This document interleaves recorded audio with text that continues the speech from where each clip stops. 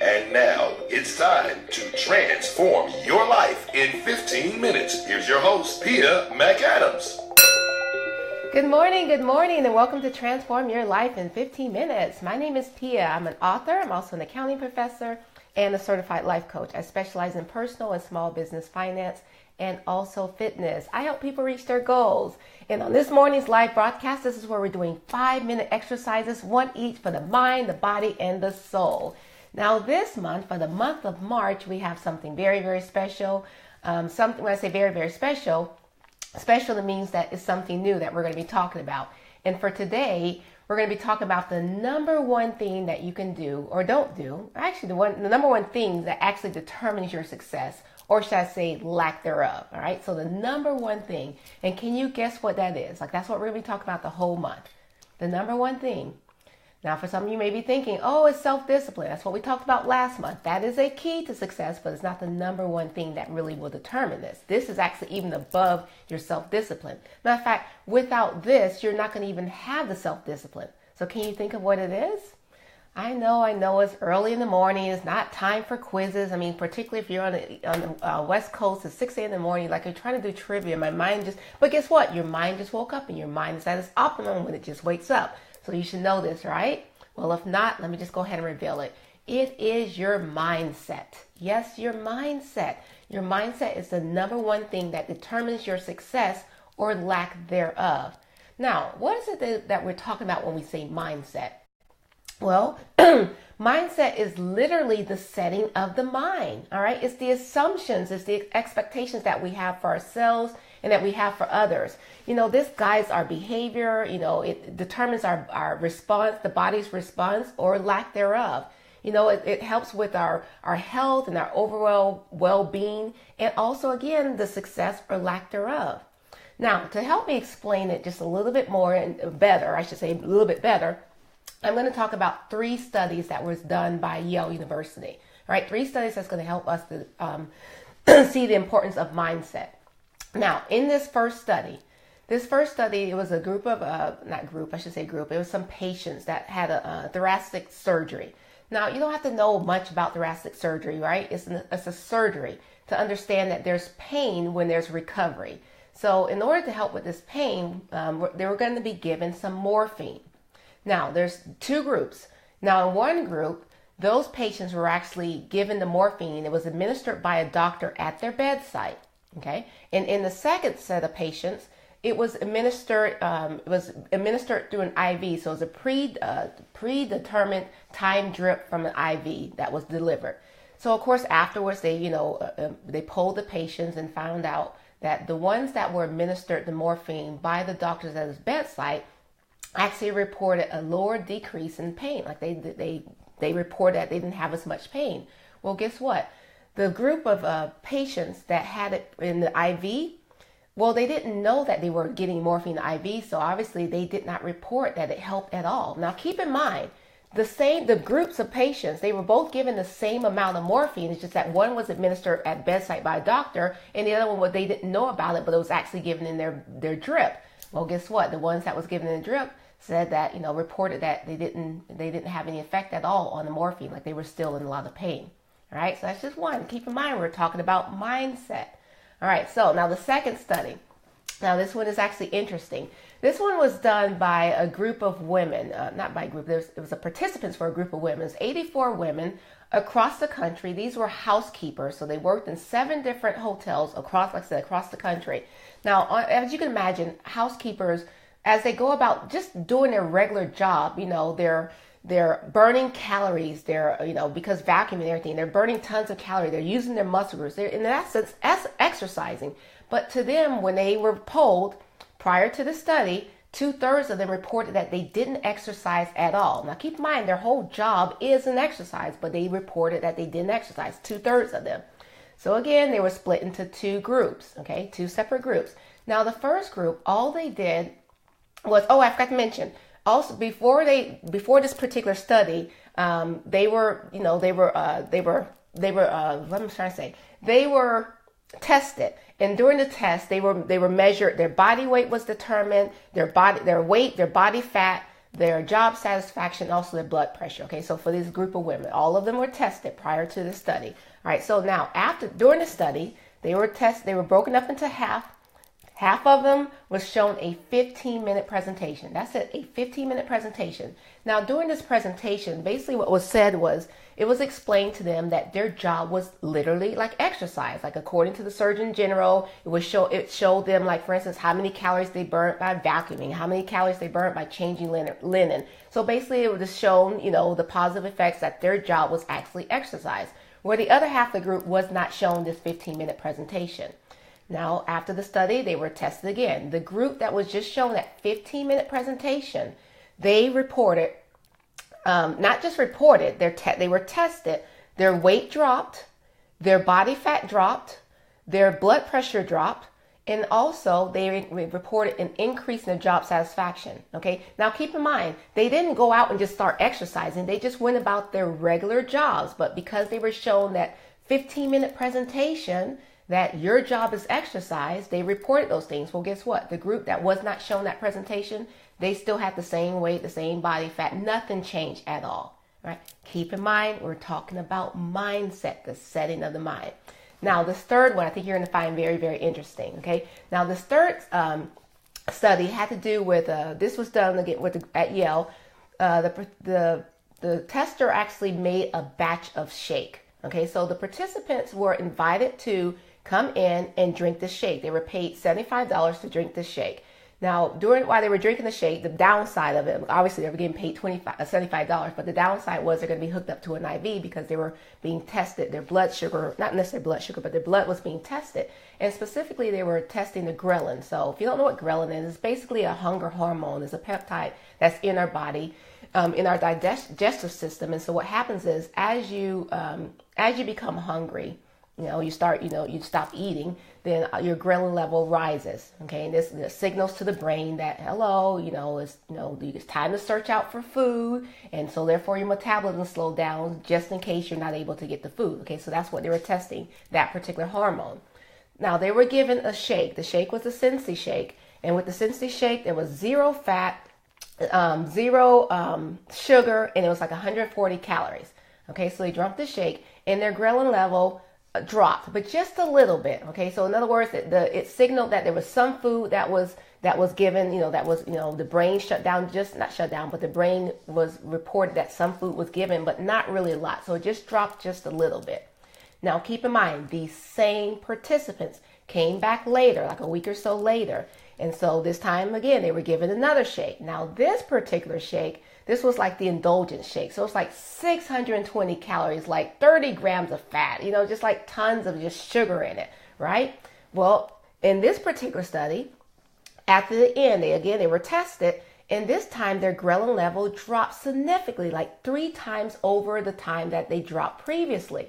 Now, if you can imagine, this makes sense, right? Because with the ghrelin, again, it's like the hunger hormone. So if you're receiving all of that calories, the proportion of the drop really was in proportion to the amount of calories were consumed, right?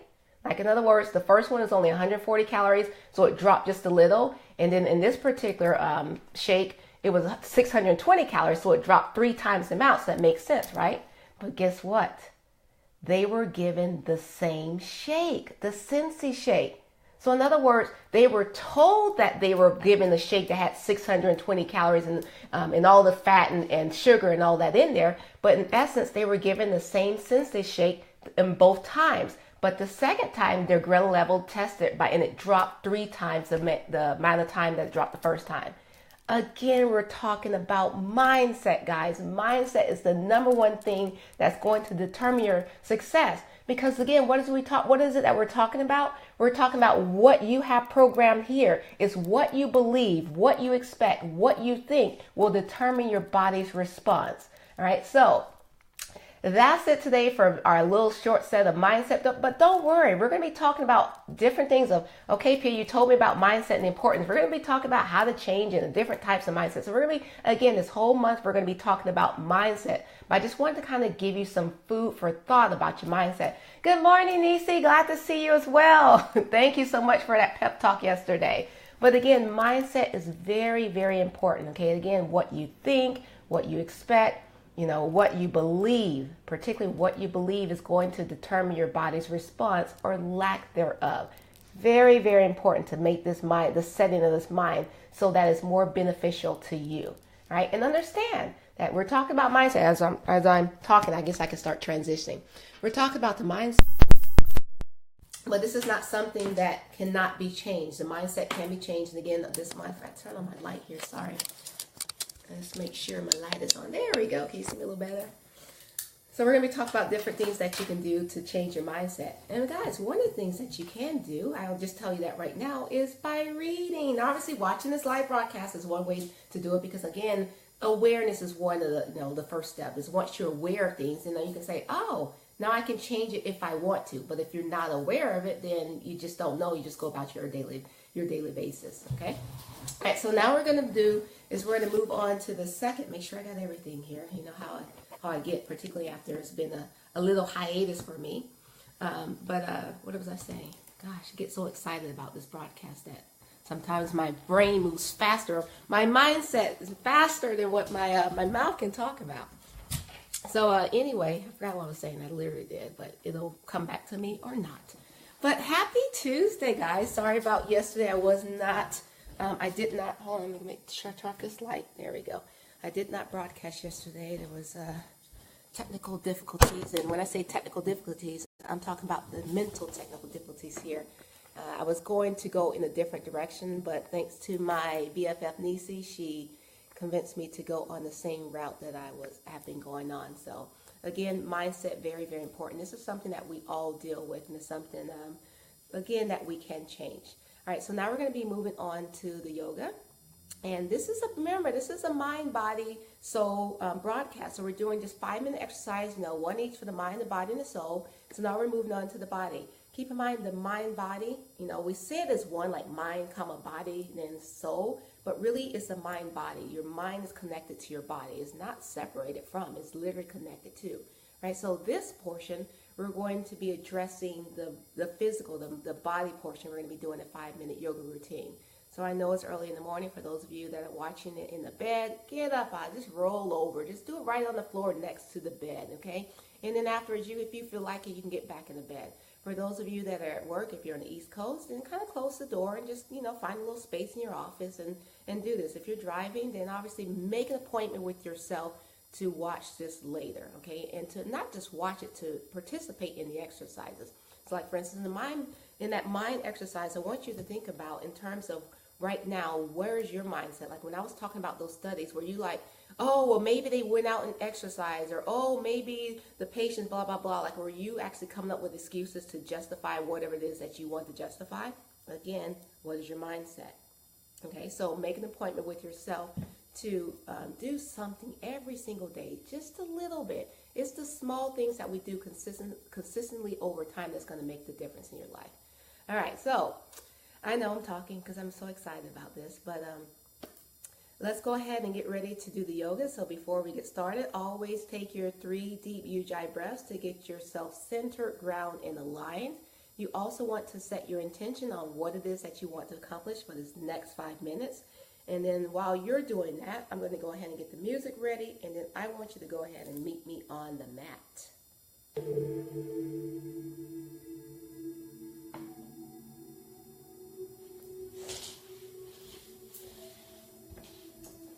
All right, so we're going to be in tabletop.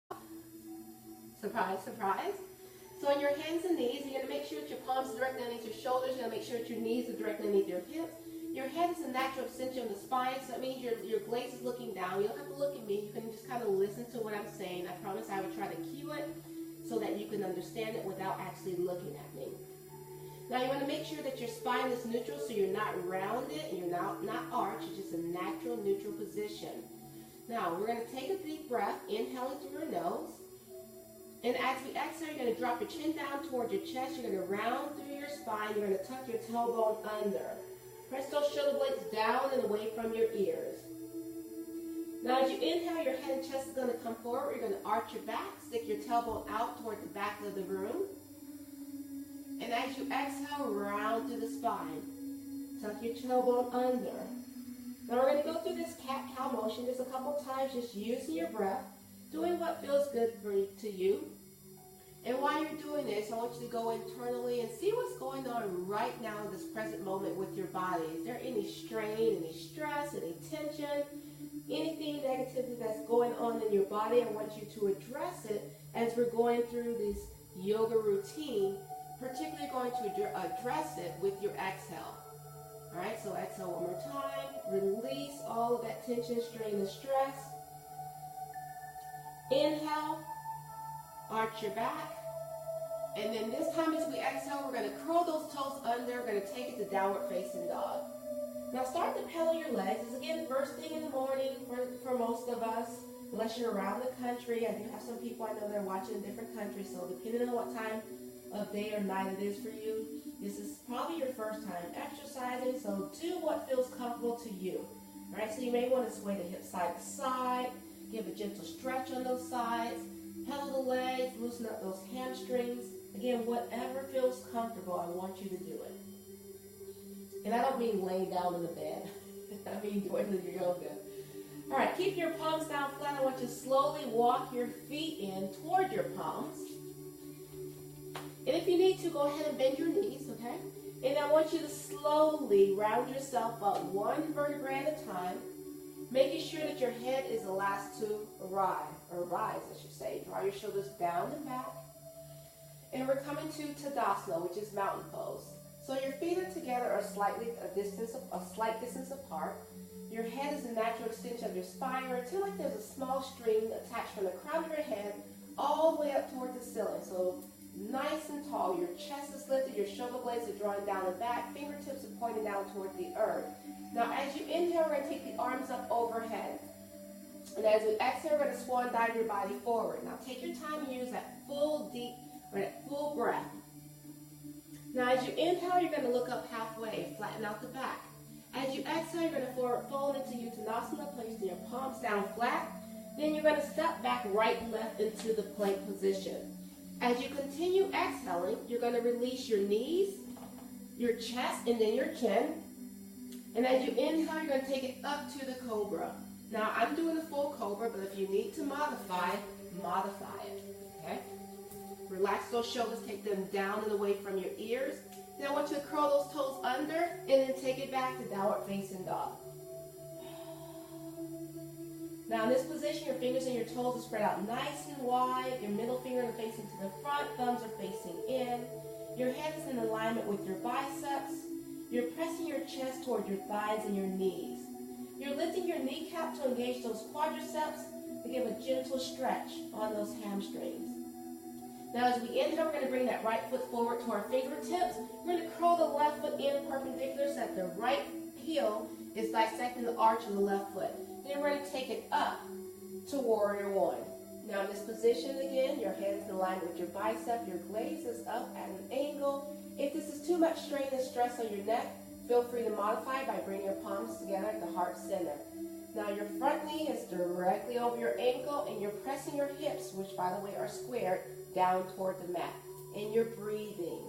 Take a nice deep breath, and as we exhale, we're going to take it to Warrior Two. Just extend those arms out to the side, one in front, one in back. Now you're going to pretend like there's two glass planes. So there's one right immediately in front of you and one behind you. It's your job to keep these glass planes nice and clean, which means you're not sticking your chest out and you're not sticking your butt out. So you're in nice, neutral alignment, natural alignment. Return back to Warrior One. Open up the arms. And then release the palms down to the mat. Take that right foot back to the plank.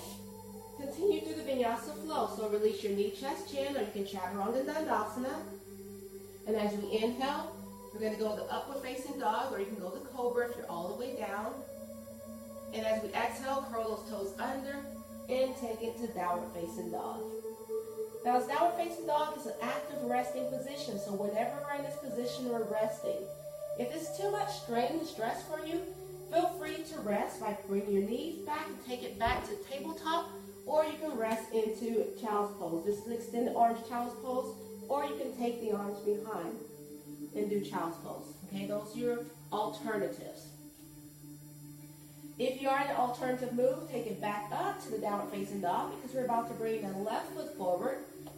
toward the fingertips, right heel foot comes in perpendicular. We're going to take it back up to warrior one.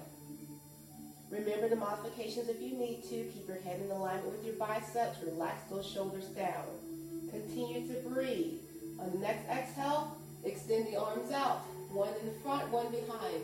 Neutral, that's nice alignment. Again, squeeze those shoulder blades down and away from your ears, in towards your spine. Your gaze is over that front arm. Release and return back to warrior one, and then open up the hands. Bring in all that good positive energy. All right, then release the palms down. Take the left foot back. Again, continue through the vinyasa flow. So knee, chest, chin, or chaturanga dandasana. Inhale. Take it to upper facing dog. And as we exhale, downward facing dog. Now this time we're going to walk our feet in.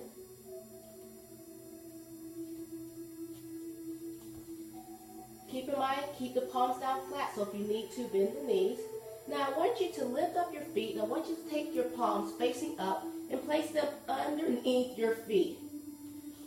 Now, as you inhale, I want you to look up halfway. And as you exhale, just forward fold. Kind of let your elbows bow out toward the side. Release your chest toward your thighs and your knees. Micro bend on those knees, but lift those kneecaps and engage the quadricep. Get a little deeper stretch on those hamstrings. Now inhale, look up halfway. Now as you inhale, you're actually pulling your palms forward as you press your feet down. So give a gentle stretch on those wrists, on the arms, and the shoulder blades.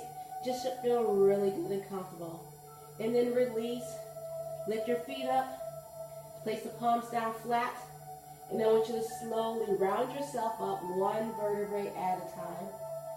Again, making sure that the head is the last to rise.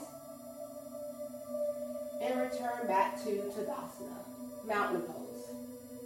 Inhale, take the arms up overhead.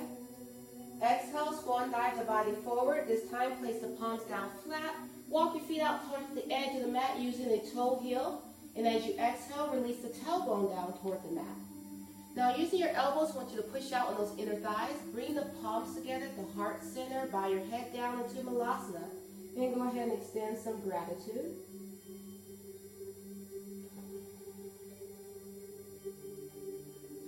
Then release the palms down, take them behind you, and then slowly start to transition yourself into a comfortable seated position facing to the front, making sure that you're on your sits bones and off the fleshy part of your bottom. As we inhale, we're going to take the arms up overhead, and as we exhale, release the fingertips down toward the mat. Remember, just take your time and use the breath. Again, nice deep breath, inhaling and exhaling.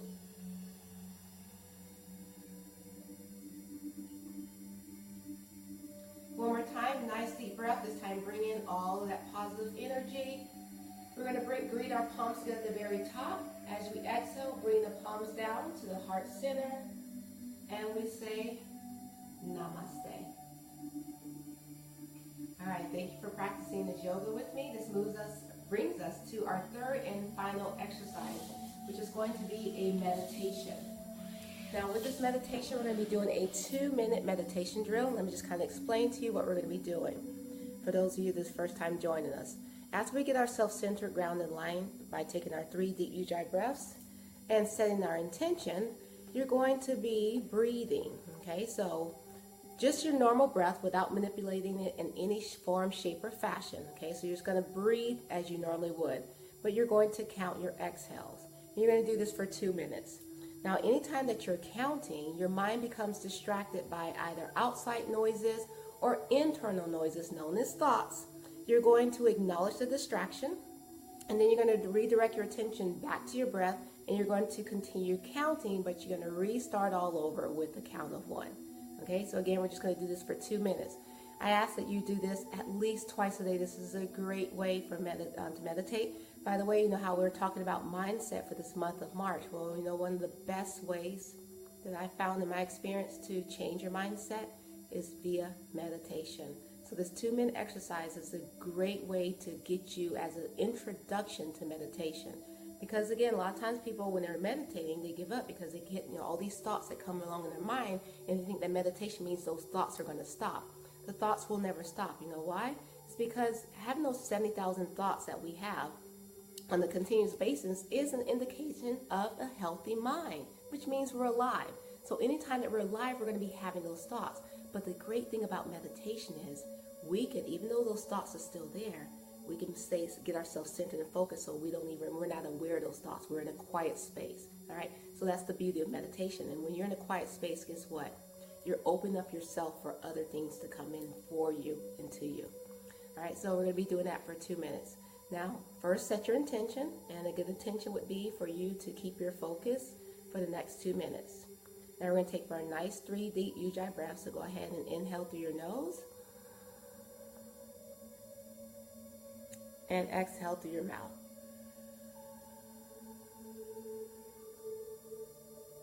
Again, nice deep breath, inhaling through your nose and exhale through your mouth. One more time, nice deep breath, inhaling through your nose. Now this time as you exhale, go ahead and close your eyes and begin your counting now.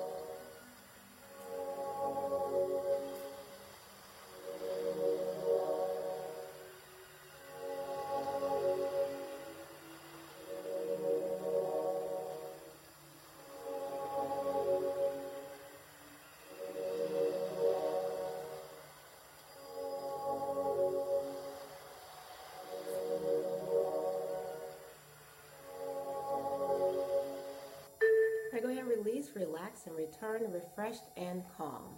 You've done something good for yourself today. I want to thank you for taking the time to meditate with me, and also thank you for taking the time to watch this live broadcast of Transform Yourself in 15 Minutes. Now, for this month, we're talking about mindset again. So what is one of the great ways I mentioned to change your mindset is by reading.